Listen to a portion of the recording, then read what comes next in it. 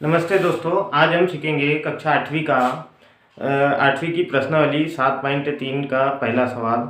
ये बहुत ही डाउटफुल रहता है बच्चों को। देखिए यहाँ लिखा है 5% वार्षिक दर से बढ़ते हुए वर्ष 2003 के अंत में एक स्थान की जनसंख्या 54,000 हो गई। निम्नलिखित को ज्ञात कीजिए।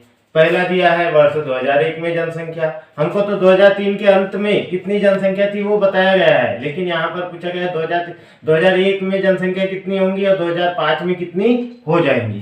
तो सबसे पहले इसको समझने से पहले हमको साधारण ब्याज को समझना है कि साधारण ब्याज किसे कहते हैं। साधारण ब्याज वो ब्याज है, जैसे यहाँ पर लिखा है साधारण ब्याज किसी को दी गई राशि, जैसे मूलधन, किसी को हमने 100 रुपए दिया और उस पर 5% का ब्याज लगाया, राशि पर अतिरिक्त धन लेना। जैसे किसी को 100 रुपए दिया, उससे उस पर हमने 5% का ब्याज लगाया। 5% का ब्याज लगाने के बाद में हमने उससे 105 रुपए लिया। तो हमने पहले तो उसको 100 रुपए दिया था, लेकिन हमने उससे वापस कितना लिया, 105। तो 100 रुपए से भी हमने अतिरिक्त धन कितना लिया, 5 रुपए। और जो अतिरिक्त हमने 5 रुपए लिया, यही हमारा क्या होगा, साधारण ब्याज होगा। और साधारण ब्याज का फार्मूला है मूलधन गुणित दर गुणित समय बटे 100। इसी को हम साधारण ब्याज को SI बोलते हैं। और बराबर, जैसे मूलधन को P, दर को R, समय को T और नीचे 100 है तो 100। उसी प्रकार ये हो गया साधारण ब्याज। अब साधारण ब्याज के बाद में आता है मिश्र धन। मिश्र धन को A बोलते हैं, A से पहचाना जाता है मिश्र धन को कैसे समझेंगे।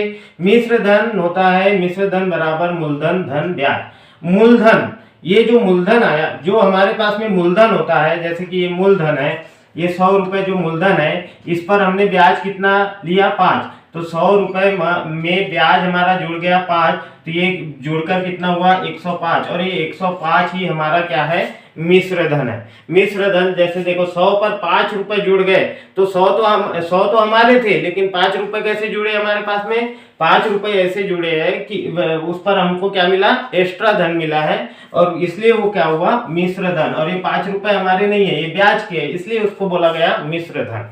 ठीक है दोस्तों। अब देखते हैं चक्रवर्ती ब्याज। चक्रवर्ती ब्याज बराबर क्या होता है, मूलधन गुणित 1 प्लस दर के बटे में 100, उसकी घात समय माइनस मूलधन।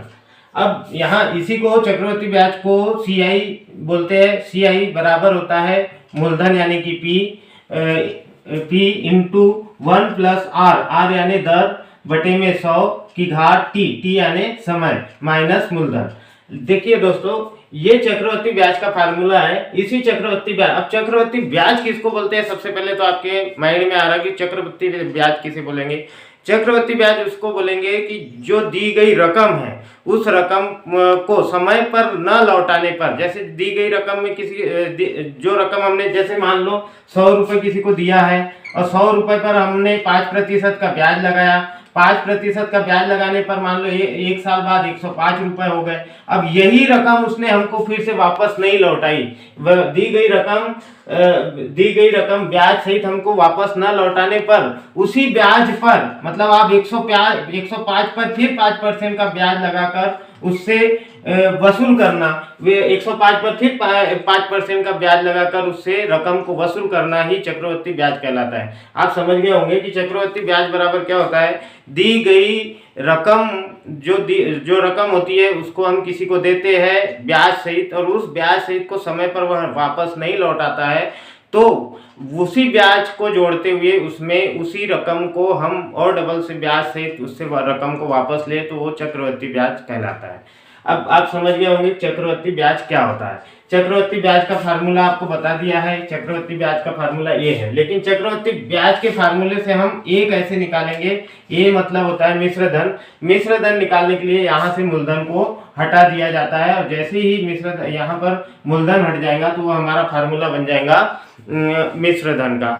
अब देखते हैं मिश्र धन का फार्मूला। देखिए मिश्र धन A बराबर P इंटू 1 प्लस R बटे 100 की घात T, जहां पर यहाँ पर P का अर्थ होता है मूलधन, R का मतलब होता है दर, और T का मतलब होता है समय। प्रिंसिपल, R मतलब रेट और T मतलब समय।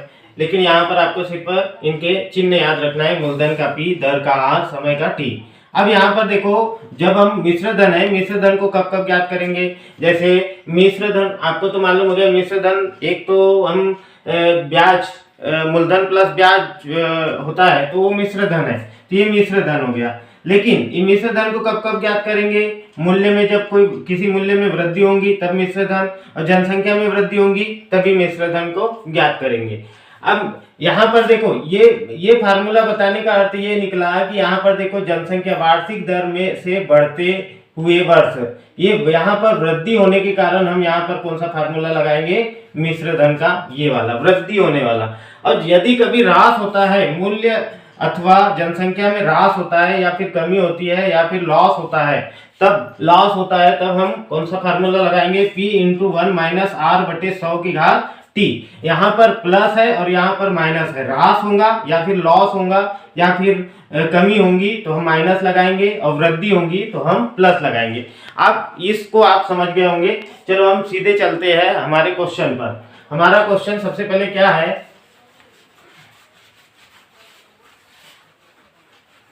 हमारा क्वेश्चन है कि 5% वार्षिक दर से बढ़ने, यहाँ बढ़ने की बात की है, वार्षिक दर से वृद्धि हो रही है, वृद्धि, तो हम यहाँ पर फार्मूला कौन सा लगाएंगे? मिश्र धन वाला।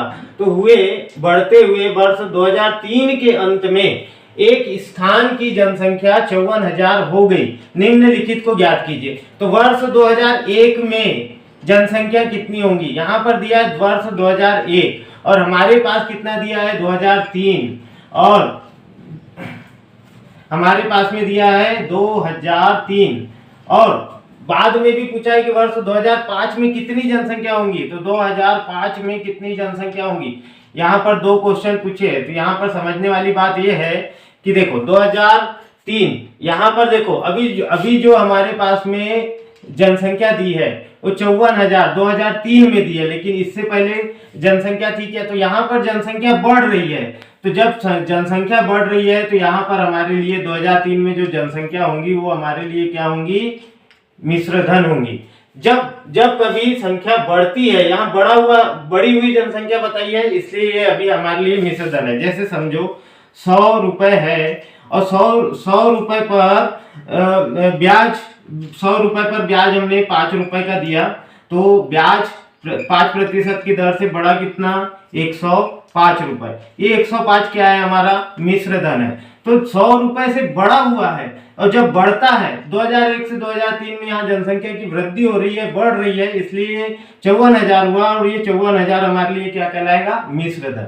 लेकिन 2003 से 2005 में जाने के लिए ये वाला जो हमारा 54,000 है, 54,000 जो हमारी जनसंख्या है, ये जनसंख्या हमारे लिए क्या हो जाएगी? मूलधन हो जाएंगी। समझ में आ गया? अब आपको समझ में आ गया होगा कि 2001 से 2003 में जाने के लिए हम जो जनसंख्या है ये वृद्धि हो रही है, वृद्धि होती है।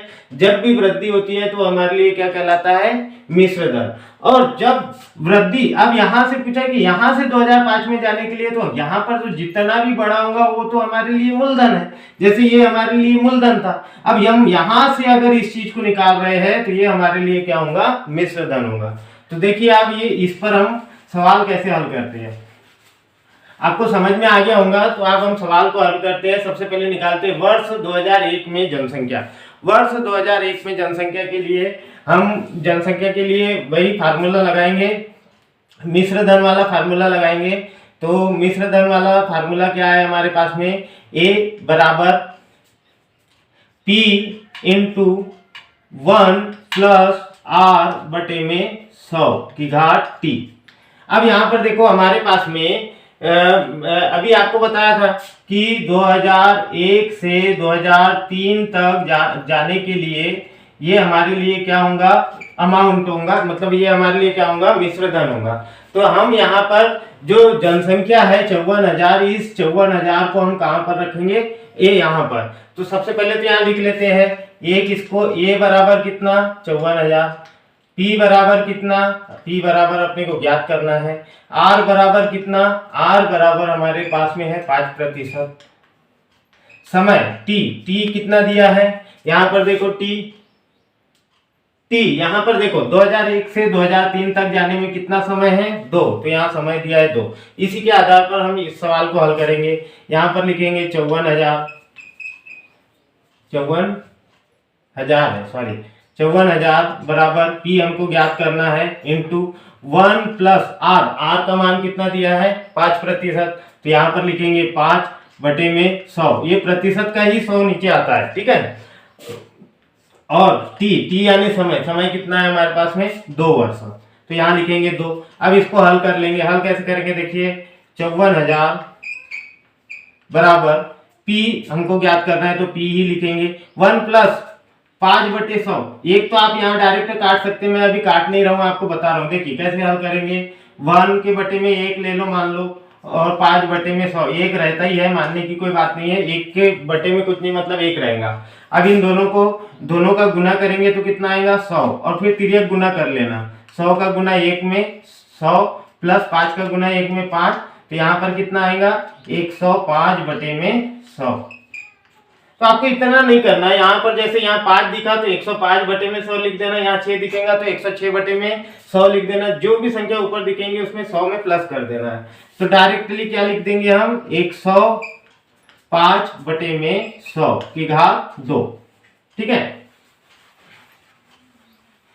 अब इसके बाद में क्या करना है, 54,000 बराबर पी गुना 105/100 को कितने बार लिख सकते हैं 2 बार, तो यहाँ लिखेंगे 105/100 गुना 105/100।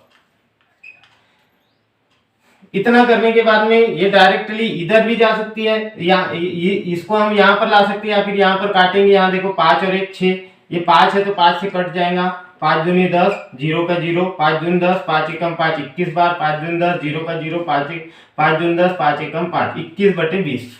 अब इस 21/20 को हम डायरेक्टली इधर लाएंगे, तो मैं ये पी को पहले लिख रहा हूँ और ये 54,000 को यहाँ अपनी जगह पर ही लिख रहा हूँ।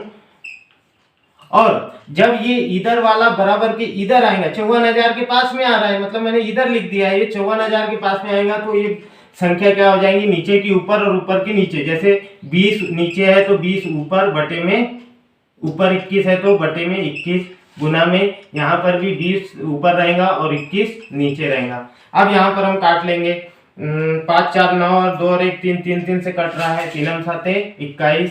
यहाँ पर भी कटेगा, 3 एकम 3, 4 5 2 बचे, 3 8 24 और 3 0 के 3 0।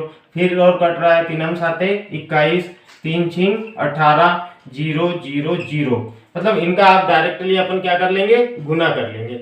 यहाँ पर गुना करते हैं इसको, P बराबर क्या है 6,000 गुना ऊपर में 20 है 6, तो गुना में 20/7 गुना 20/7, 20 का गुना करेंगे। P बराबर 6 दूनी 12, 12 दूनी 24, 24 1 2 3 ये 0 और 2 0 ये 24,000/7 7 49। अब इस 49 का हम भाग दे देंगे किसमें, 24,000 में। चलो 49 का भाग यहाँ पर देकर बता रहा हूँ मैं आपको। 49 का भाग अपन ऐसे देंगे, 24,000 में 4 5। 24,000 में हम जैसे भाग देंगे, देखिए सबसे पहले 4 का भाग देंगे। 4 का क्यों, 4 चौक 16 होता है, 24 से छोटा इसलिए। 4 9 चौक 36, 9 चौक 36 के 6 हासिल का 3, और 4 चौक 16 17 18 19। अब घटा देंगे, यहाँ 10 में से 6 जाएगा 4, 13 में से 9 10 11 12 13 4, और यहाँ 0। अब उतारेंगे 0। इसके बाद में हम दे देंगे डायरेक्टली 8 का दे देंगे। 8 9 72, 9 8 72 हासिल का 7, और 8 चौक 32, 32 और 7 39। घटा देंगे, 10 में से 2 गए 8, 13 में से 9 गए तो 4, और ये 0। फिर और हम क्या उतार देंगे 0।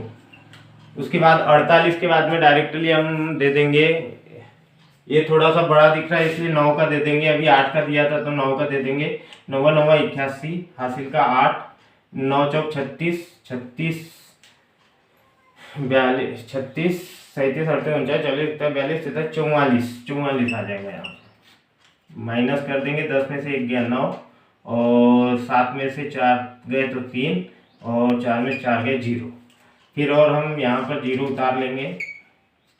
0 जैसे उतारते हैं तो 48, अभी 9 का दिया था, अब यहाँ पर देखेंगे 3 9 0 है, यहाँ 40 है, और हमने इसमें 8 का दिया था तो यहाँ 7 का दे के देखते हैं। 9 7 63, हासिल का 6, 7 चौक 28, 29 30 और 4 34। 10 में से 3 गए 7, 8 में से 4 गए 4, 0 का 0। अब यहाँ पर क्या उतरेगा 0, ये वाला 0, ठीक है। अब 470 में भाग दे देंगे, अभी 7 का दिया था 470, यहाँ पर 9 का दिया था तो यहाँ पर फिर और 9 का दे देंगे। 9 का यहाँ पर हमने डायरेक्ट दिया था तो हमारे पास 9 का आया था 441, तो यहाँ पर 441 लिख देंगे। 441 जैसे ही घटाएंगे यहाँ पर 10 में से 1 गया, यहाँ पर बता रहा हूँ मैं आपको, तो 10 में से 1 जाएगा तो 9, और 6 में 4 जाएगा तो 2, यहाँ पर लिख दे रहा हूँ, समझना है आपको।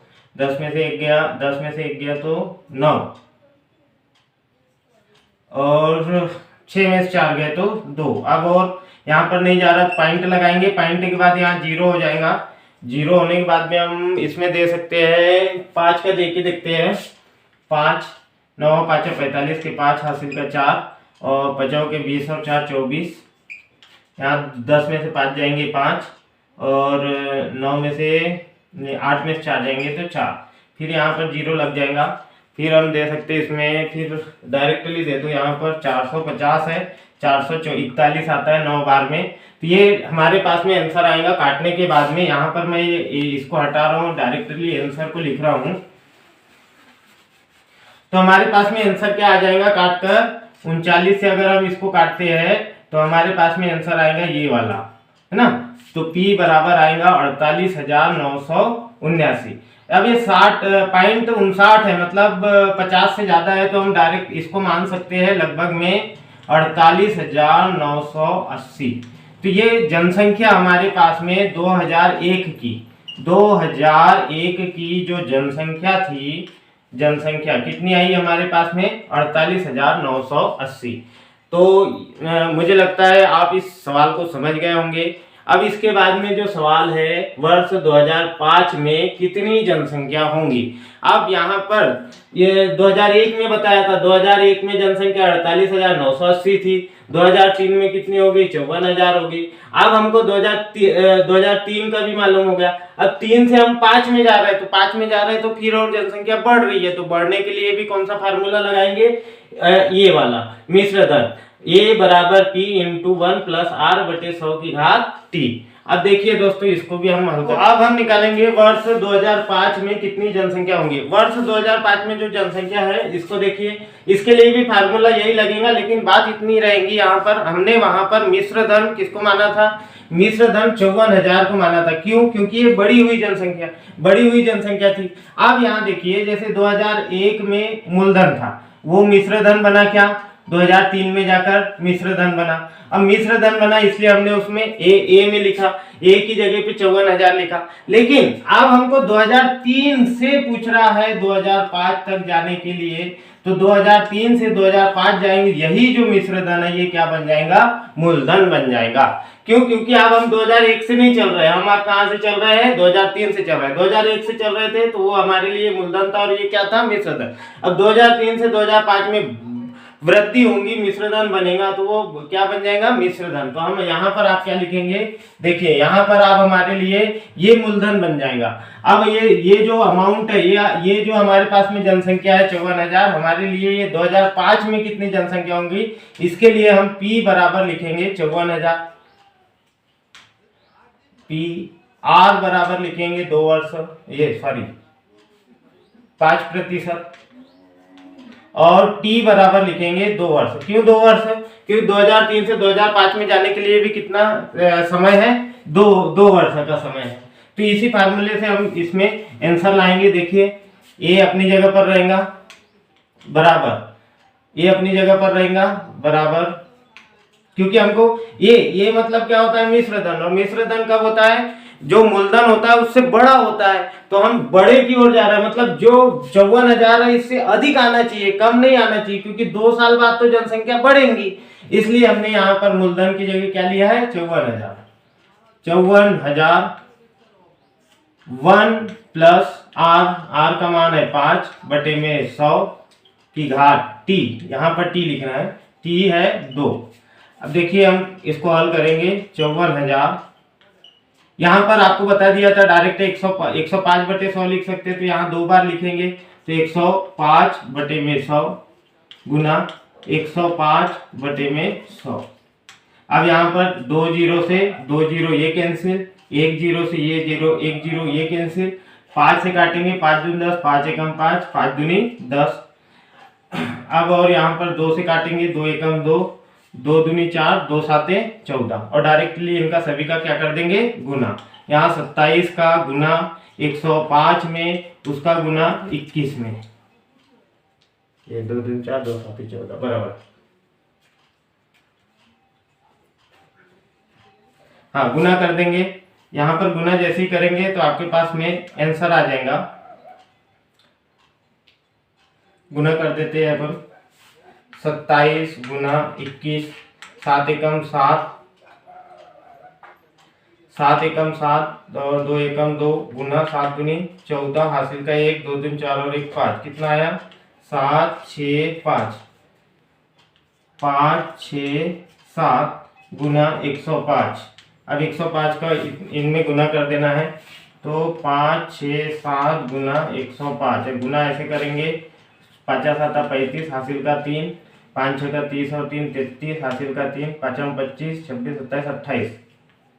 यहाँ पर 0 है तो 0 0 0 0, और फिर गुना है तो 567 ही रहेगा, 5 6 7, डायरेक्टली जोड़ देंगे, 5 3 15, हासिल का 1 6 7 8 और 1 9 और 5 का 5, तो हमारे पास में जनसंख्या आएंगी 59,535। कब की जनसंख्या आएंगी, ये आएंगी जनसंख्या 2005 की। तो 2005 में जनसंख्या कितनी होंगी हमारे पास में 59,535। मुझे आशा है दोस्तों कि आप इसको भी समझ गए होंगे, और इससे पहले जो 2001 में जनसंख्या बताई थी उसको भी समझ गए होंगे। अगर आप इस सवाल को समझ गए होंगे और आपको अच्छा लगा होगा तो आप मेरे चैनल को सब्सक्राइब जरूर करें, साथ ही बेल आइकन को दबाए रखें, ताकि आपकी फरमाइश के जितने भी क्वेश्चन होंगे मैं आपके लिए लाता रहूँगा, क्योंकि वीडियो बनाने में बहुत मेहनत लगती है। धन्यवाद दोस्तों।